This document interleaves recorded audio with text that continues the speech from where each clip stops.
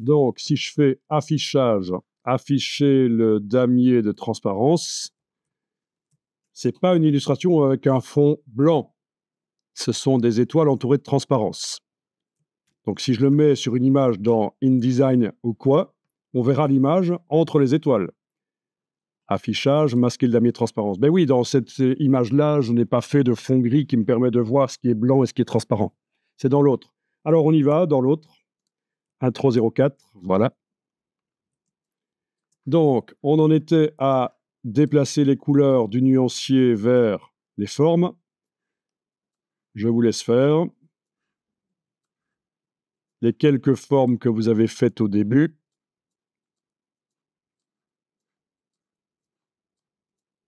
Voilà.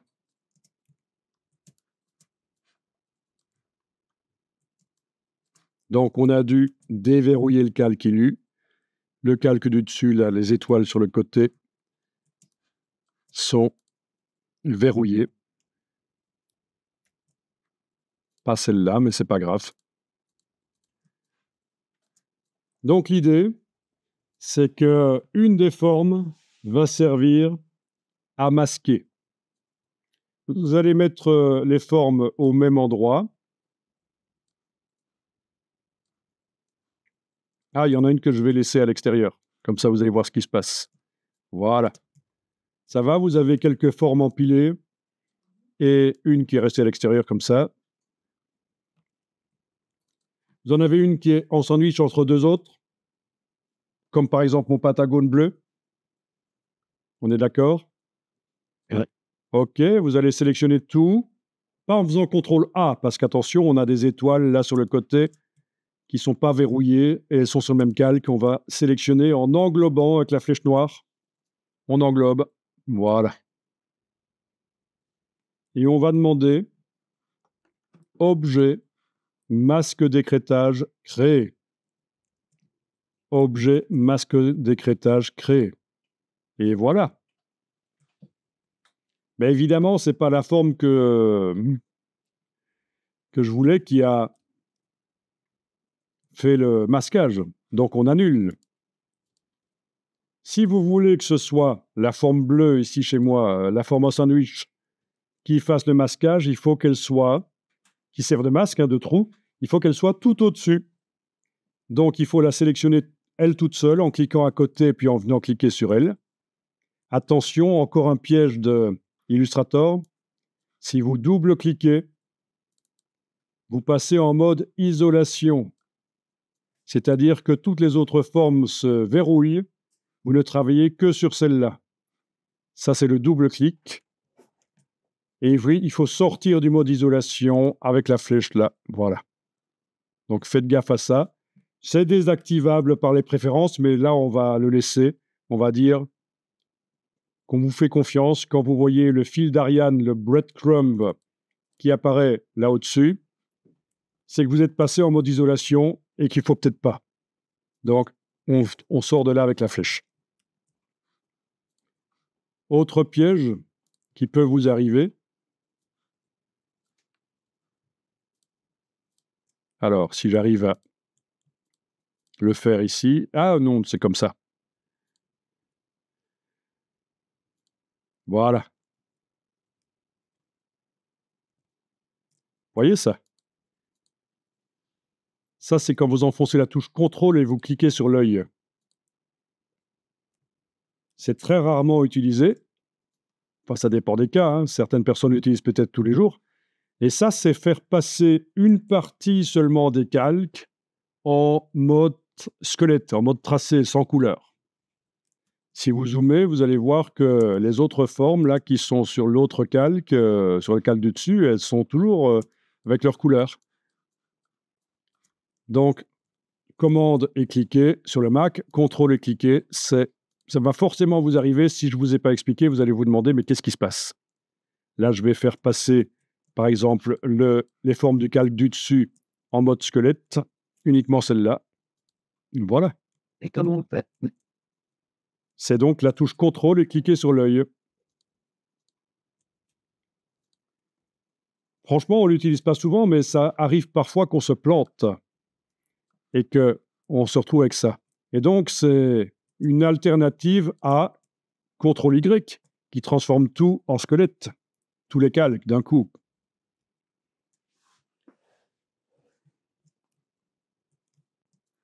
Donc, on était à sélectionner la forme dont on veut qu'elle serve de trou, et on va la mettre tout au-dessus, objet, disposition, premier plan, tout au-dessus, dans le calque.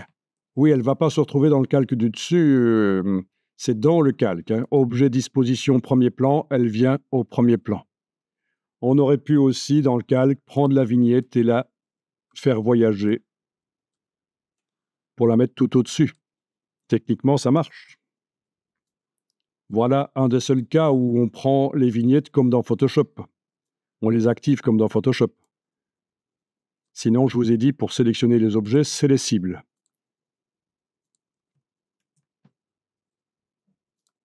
Ah oui, je voulais qu'il soit tout au-dessus, voilà. Bon, ben essayons ça, le masquage maintenant. Vous sélectionnez toutes ces formes en faisant un rectangle englobant avec la flèche noire. Peu importe que vous englobiez tout, vraiment, il ne faut pas faire englober tout. Et comme je vois souvent, on englobe comme ça. Non, il suffit d'englober une partie seulement des formes et c'est bon. Voilà. Et là, objet, masque d'écrêtage, créé. Et voilà, c'est bien la forme du dessus qui masque. Et elle a perdu sa couleur. C'est comme ça. Donc, la possibilité de faire des masques, c'est déjà très créatif dans Illustrator. Par exemple, je crée un rectangle comme ça, d'une couleur, je le duplique, chaque fois je lui mets une couleur différente, et en fait ça va me servir en quelque sorte de motif, de remplissage. Voilà. OK, voilà. Par-dessus ça, je vais créer un cercle. Ah oui, les cercles, on n'a pas encore fait de cercle autrement qu'en cliquant. Avec l'outil ellipse, vous commencez à tracer. Avec la touche Option, ça trace par le centre, par là où vous avez cliqué. Avec la touche Shift en plus, ça trace un cercle parfait. On lâche le bouton de la souris, puis les touches au clavier. Je sélectionne tout, je demande Objet, masque d'écrêtage, créer, et j'obtiens des choses qui peuvent être sympas. Après, comment les manipuler, on va voir. Essayez déjà de faire des rectangles et un cercle par-dessus et de faire un masquage.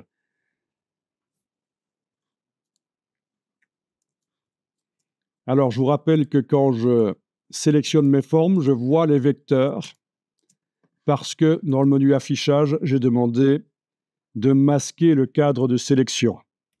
Et quand je veux transformer, je prends l'outil de transformation pour avoir le cadre. Avec la touche Shift, voilà.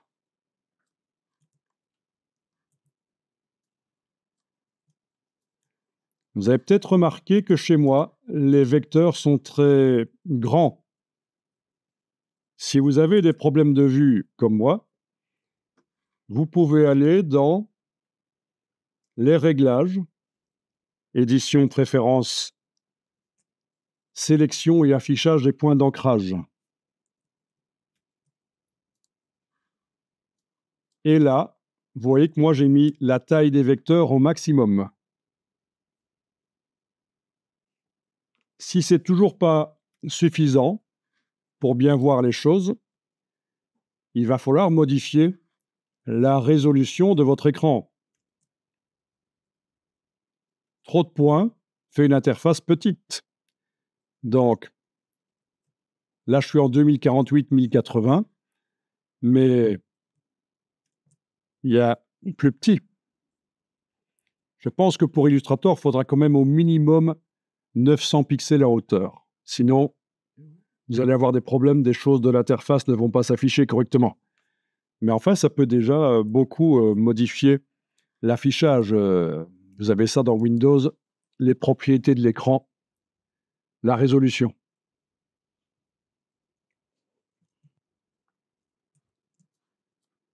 Comment modifier une partie ou l'autre de quelque chose qui est masqué? Il y en a qui connaissent. J'ai un système de masquage là. Si je veux modifier l'intérieur, je vais quand même pas aller chaque fois annuler l'écrêtage. Objet, masque d'écrêtage annulé, ça va pas. Vous avez déjà une possibilité ici, modifier le contenu. En fait, il faut décider si on modifie le contenu ou le contenant. Vous avez ici modifier le contenu. Et ça, c'est modifier tout l'objet, modifier le contenu. Voilà. Ça, vous l'aurez souvent dans Illustrator, ces deux petites icônes pour indiquer que vous modifiez tout l'objet de le masque, dans ce cas-ci, ou le contenu. Et alors, avec la flèche noire, on va pouvoir aller bouger des choses. Non, il va falloir utiliser la flèche blanche plus. Je vais passer en commande Y pour pouvoir les bouger. Alors, comment est-ce qu'il me fait ça encore? Attendez, parce que là, Sinon, commande. il va falloir que je vois comment je vais pouvoir bouger ça séparément. Parce que là, il me fait un truc zarbi, en effet. Eh ben. Bon, j'arrive à bouger tous les objets, mais un séparément. Va chercher. Tu peux le faire dedans? La flèche blanche, tout simplement. Moi, c'est la flèche blanche plus que j'ai et ça ne marche pas super bien. Ah si, quand même, la flèche... voilà, oui, ok. La flèche blanche. J'essaie avec la flèche blanche plus, mais c'est une erreur de ma part. Il faut que je mange. On ne peut pas tout connaître, hein. Je veux dire, on ne peut pas se souvenir de tout non plus. Donc voilà, modifier le contenu et flèche blanche, en effet.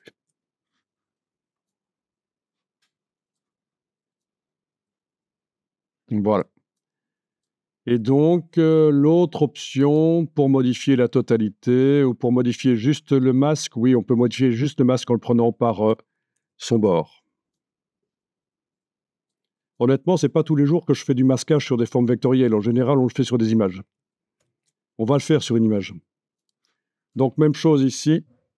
Il faut que je décide si je modifie le contenu. Ah oui, et puis on avait une partie là. Oui, évidemment. Il va falloir que j'aille avec la flèche blanche l'attraper. Oui, et là, c'est pas évident. Hein. Commande Y. Comment est-ce qu'on va l'attraper pour aller la chercher? Moi, ça ne me réussit pas, mais j'ai une autre méthode, en fait. Vous arrivez à rattraper la forme qui est sur le côté? Elle n'a peut-être pas de fond, en fait, la forme. Donc, c'est pas évident pour moi de la prendre. OK. C'est pas grave. Regardez, il y a une autre méthode. Par rapport à ces deux icônes là au-dessus, il y a la méthode de la palette des calques. Vous avez l'objet de masquage, on l'ouvre et on peut sélectionner le masque qui est souligné pour indiquer que c'est ce qui sert de masque, ou chaque objet, peut-être même plusieurs objets avec la touche Shift et pas nécessairement des objets qui sont l'un à côté de l'autre. Oui, c'est vrai que si on fait clic et Shift-clic, ça sélectionne les intermédiaires, mais si on fait clic et contrôle-clic ou commande-clic, ça sélectionne seulement certains sans les intermédiaires. Bon, c'est comme une liste de fichiers. Et donc, on peut aller modifier les choses comme ça. OK, c'est... OK, oui, bien. Voilà, bien. Voilà. Et là, j'arrive à aller rechercher mon étoile. Bon, cette méthode-là, je l'utilise plus. Voilà. Et vous gérez l'empilement. Donc, ça peut déjà être très sympa d'avoir des choses... le tout, c'est qu'il faut que ça participe à un storytelling. Il faut faire les choses pour une raison. Voilà. Excusez-moi. Est-ce qu'on peut ajouter une forme en plus et la mettre... Alors, bonne question. Est-ce qu'on peut ajouter une forme? Oui, il est possible d'ajouter une forme de deux manières. Donc, première manière, je clique sur le système de masque, là, ou avec la flèche noire, je clique sur lui.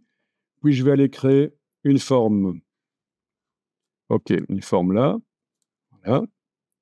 OK, voilà la forme. Voilà. Et puis, si je la déplace dans le groupe, comme ça, Ah, OK, OK. elle est masquée. Elle fait partie du groupe. Autre solution, en sélectionnant le système de masquage et en double-cliquant sur Louis, on passe en mode isolation. Et là, il est probable qu'une forme sera d'office, oui, elle est d'office masquée. Quand on met en mode isolation un groupe et qu'on fait quelque chose, ça tombe d'office dans le groupe. Ça, c'est super intéressant à connaître. Donc, mode isolation en double-cliquant. Vous avez pu tester? Non. Je vais tester ici sur le suivant. Ici, je double-clique. Donc, je fais quelque chose. Voilà. C'est d'office dans le groupe.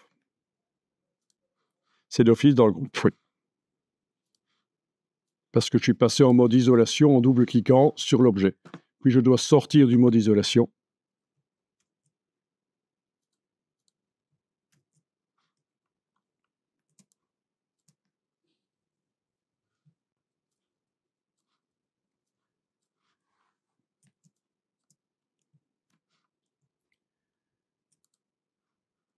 Ça fonctionne, pas de problème?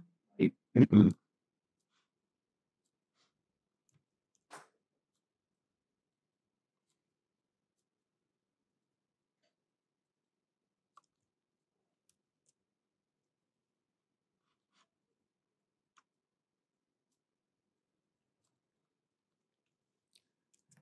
Marrant, hein, les formes dans le système d'écrêtage, si on les déplace, même si elles sont au-dessus de l'objet qui écrète, elles sont écrêtées.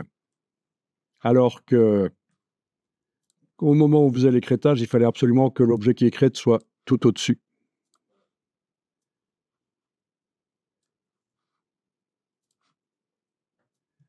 Ah, c'est pas évident, hein, la manipulation dans Illustrator, c'est pas évident.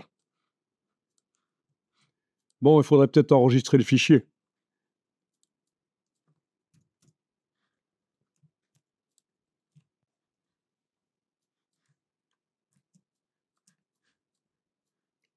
Je vais dupliquer les deux, parce que je vais faire une variante là au-dessus. Donc j'ai sélectionné les deux et je les ai déplacés avec la flèche noire et la touche Alt, ça a fait une copie. Donc quand on fait une illustration, c'est bien de la commencer en noir et blanc, logo aussi, et puis de mettre les couleurs après, ça peut être plus facile. Et je vais vous montrer quelque chose qui peut être intéressant pour faire du graphisme qui en jette assez facilement.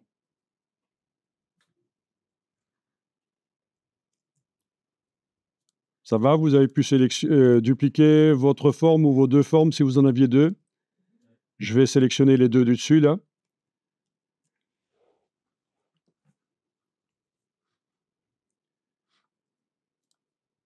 C'est vrai qu'ici, il faudrait que j'indique que je modifie le contenu.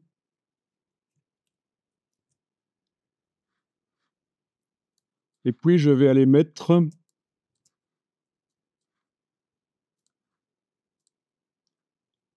la case contour à l'avant-plan et mettre du blanc.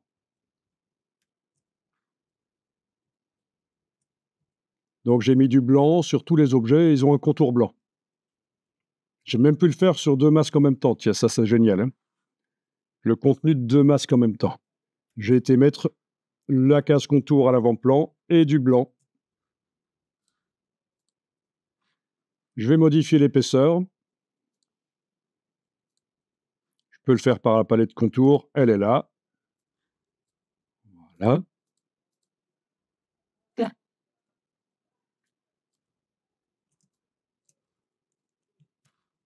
Donc, je vous rappelle que j'ai sélectionné mes deux masques, mes deux formes masquantes. J'aurais pu le faire sur des formes superposées sans masquage, hein. Mais là, vu qu'il y a du masque, j'ai dû quand même indiquer que je travaille sur le contenu des masques. Voilà. J'ai mis la case contour à l'avant-plan et j'ai mis de la couleur blanche. J'ai modifié par la palette contour la graisse, l'épaisseur. c'est fort embrouillé à cause de tous ces vecteurs. Il y a une possibilité de visualiser ça sans les vecteurs et malgré tout, ça reste sélectionné. Ça, c'est quelque chose, une super astuce. C'est menu affichage, masquer le contour de sélection. Donc, à ne pas confondre avec ce qu'on avait activé tout à l'heure, masquer le cadre de sélection. Ici, c'est masquer le contour de sélection. Donc, les formes restent sélectionnées. Ça se voit dans la palette des calques. Il y a les petits carrés bleus. Elles sont sélectionnées. Et je peux modifier l'épaisseur du contour et regarder ce que ça donne.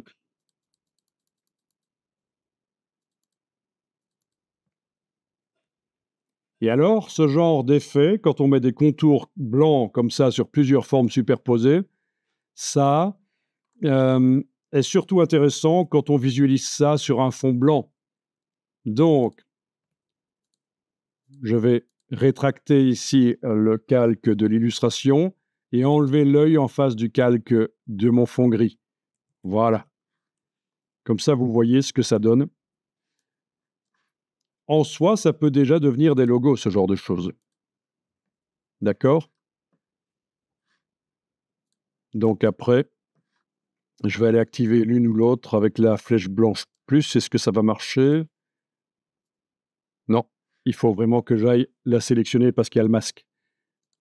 La sélectionner par la petite cible.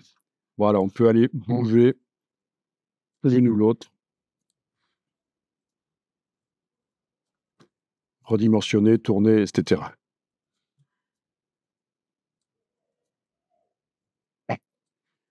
Donc ça devient au niveau graphisme un peu plus intéressant.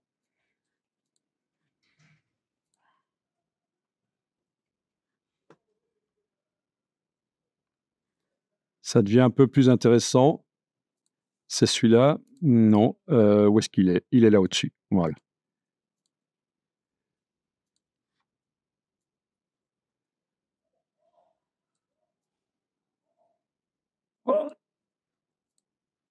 Voilà, ça devient un peu plus intéressant parce que vous avez des formes qui sont séparées. Si on imprime ça, entre les formes, ce sera le blanc du papier. Autour de la forme, ce sera le blanc du papier. Donc, au niveau logo, c'est pas mal. C'est plus clean que ce qu'on avait ici en dessous, où ça ressemblait un peu à du n'importe quoi, on est d'accord, hein? Bon, ça peut être intéressant. Ici, évidemment, on a fait un peu n'importe quoi, mais avec des formes plus intéressantes, des caractères, du texte, ça peut être bien. Voilà. Bon, je vous montre quelque chose ici. Avec l'outil plan de travail, je vais agrandir et je vais redupliquer ceci. Ah, je ne vois pas quand je sélectionne, évidemment, parce que j'ai demandé de masquer le contour de sélection. Donc, menu affichage, afficher le contour de sélection si je veux revoir ce que je fais. Touche Alt si je veux voir ce que je sélectionne. C'est le gros piège, hein. Quand on a enlevé le contour de sélection, on se demande à un certain moment, mais pourquoi est-ce qu'Illustrator bug quand je sélectionne une forme, je ne vois pas les vecteurs? Mais c'est parce qu'on a oublié qu'on avait enclenché ça. Donc, ce que je vais vous montrer ici, c'est que je sélectionne éventuellement les deux. Je vais travailler sur les deux en même temps, comme je l'ai fait pour les contours d'ailleurs. Et je vais travailler sur la case de fond ici, voilà. Et je vais mettre du noir. Voilà. Et là, vous avez quelque chose qui ressemble plus à ce à quoi doit ressembler un logo. Un logo doit fonctionner en noir et blanc. Absolument. Parce qu'on va peut-être l'imprimer sur le côté d'un camion avec certaines techniques d'impression qui ne permettent pas d'imprimer plusieurs couleurs. Aussi, si on imprime en plusieurs couleurs, ça va coûter cher. Et donc voilà, sur le côté du camion, ce sera peut-être en rouge ou en bleu. En tout cas, en une couleur. Par exemple. Alors, tu parles de présenter à un client le logo, mais le travail intermédiaire. Ouais. Oui, ça peut être une solution, en effet, de se focaliser d'abord sur la forme, en effet. Oui. Maintenant, la présentation au client peut se faire aussi via une charte graphique et une présentation où il y a toutes les déclinaisons et les justifications. Pourquoi est-ce qu'on a choisi de faire comme ça? Voilà. Après, il y a plusieurs manières de procéder aussi. Est-ce que le client a son mot à dire ou pas dans la création du logo? Il y a pas mal de graphistes qui ne donnent pas la possibilité de modifier le logo. Ils fournissent un logo et le client ne peut pas modifier. Il y en a où le client peut modifier, mais toute modification est facturée et toute réunion qui, pour parler des modifications, est facturée. Ça limite pas mal les réunions pour le modifier. Je peux garantir. Hein. Dès qu'on commence à facturer les réunions de modification, donc des clients, il y en a qui sont plus ou moins ennuyeux. Il faut gérer. Ceci est assez amusant. Plus le client a les moyens, plus il vous fait confiance et moins il vous ennuie à faire des modifications. Ici, on a le client à $500 par rapport à celui à 50 000. C'est comme s'il jouait sa vie, quoi, celui à $500. Quoi. Donc, voilà. Autre chose assez connue, comme petite chose rigolote. Donc, ça, c'est la liste des prix pour les clients. Comme ça, ils sont au courant. Donc, je fais le design de tout, c'est $100. Je fais le design, tu regardes, 200. Je fais le design, tu donnes ton avis, 300. Je fais le design, tu aides, 500. Ça, c'est le prix qu'on facture au client. Hein. Tu fais le design, j'aide, 800. Tu fais le design, je donne mon avis, 1300. Tu fais le design, je regarde, 2100. Tu fais le design, tu fais tout le design, 3400. Donc, c'est... Mais... Voilà, il y a des fous. Hein. Au niveau des clients, il faut fixer les limites. S'il faut fixer les limites, c'est pas évident. Donc, j'ai trouvé ça vite fait sur le web, mais il y a plein de versions similaires. Voilà. Donc, au niveau, il faut pas se laisser bouffer par le client, parce que Il n'a pas mis le nombre de tours de correction. oui, le nombre de tours de correction, oui. Et on doit signer. Oui. Signer à chaque fois qu'il y a une correction. Oui, c'est vrai qu'on peut prévoir un nombre de corrections maximal dans le contrat aussi. Et même, ça peut être 0 tour de correction. Il y a des graphistes qui le font. Les clients les gonflent. Le brief doit être... Oui. Le brief doit être bon, oui.